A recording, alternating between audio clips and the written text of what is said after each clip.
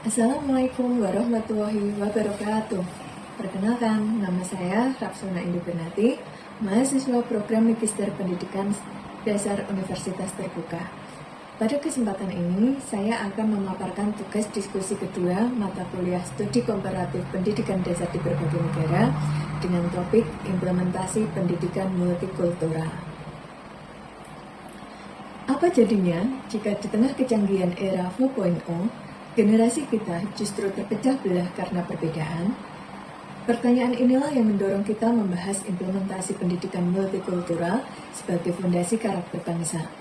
Dalam diskusi ini, kita akan menelaah 3 aspek utama. 1. Sudut pandang teori dari materi artikel.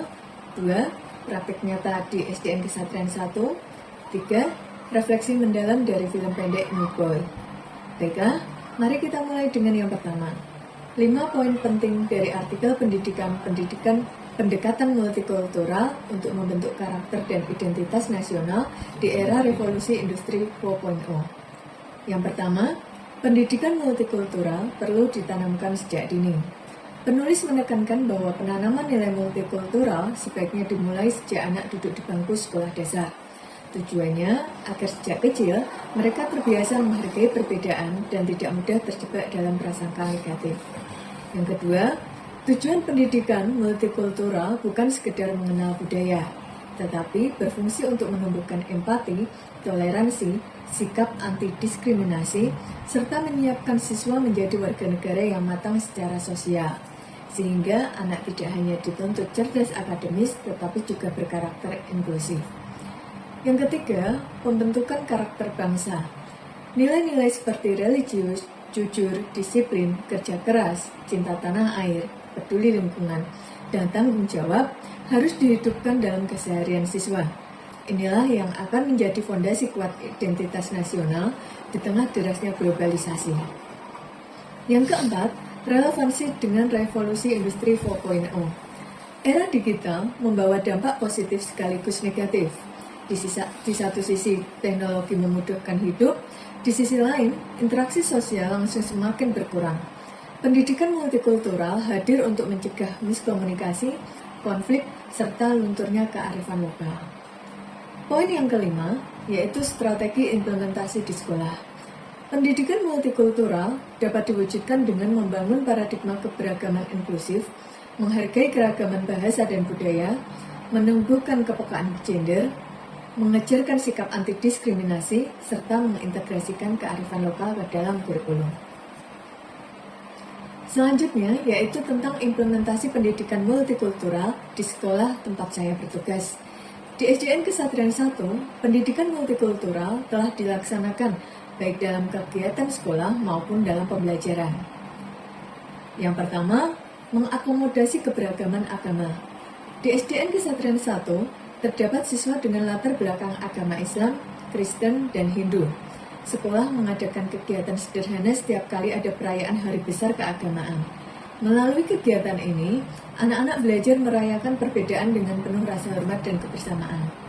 Yang kedua, kehadiran siswa berkebutuhan khusus atau ABK. Meski bukan merupakan sekolah inklusi, ada beberapa ABK yang belajar di SDN Kesatrian 1. Hal yang membanggakan, siswa lain sudah terbiasa berinteraksi, bermain, dan belajar bersama tanpa membeda-bedakan. Mereka menunjukkan empati dengan cara membantu teman ABK dalam kegiatan sehari-hari. Yang ketiga, melalui program lintas budaya. Sekolah menghadirkan berbagai program yang menonjolkan keberagaman budaya. Misalnya, pentas seni menampilkan tarian daerah, pameran makanan tradisional, serta penggunaan batik atau pakaian adat saat Hari Kemerdekaan RI. Program ini menumbuhkan kebanggaan pada identitas nasional sekaligus mempererat rasa persaudaraan. Yang keempat, yaitu kegiatan kolaboratif siswa. Anak-anak didorong untuk bekerja sama lintas kelompok dalam proyek sekolah. Hal ini membiasakan mereka menerima perbedaan cara berpikir, menghargai pendapat, dan saling mendukung demi tujuan bersama. Berikutnya yaitu langkah konkret ke depan untuk mengembangkan pendidikan multikultural. Ada beberapa upaya yang akan saya lakukan, antara lain mengintegrasikan materi keberagaman ke dalam pelajaran, misalnya melalui cerita rakyat Nusantara atau studi kasus sosial.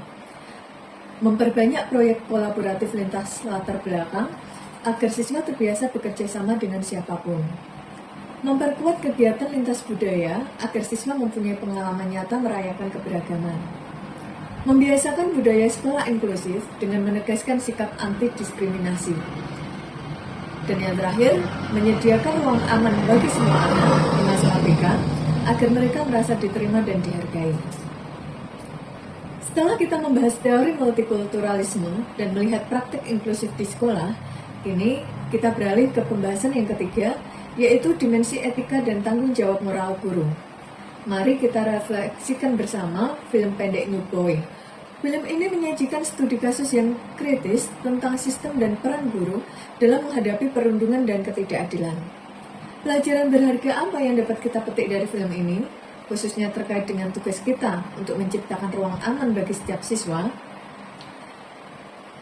Yang pertama, yaitu peka terhadap tanda-tanda perundungan sejak dini, agar masalah tidak berkembang besar.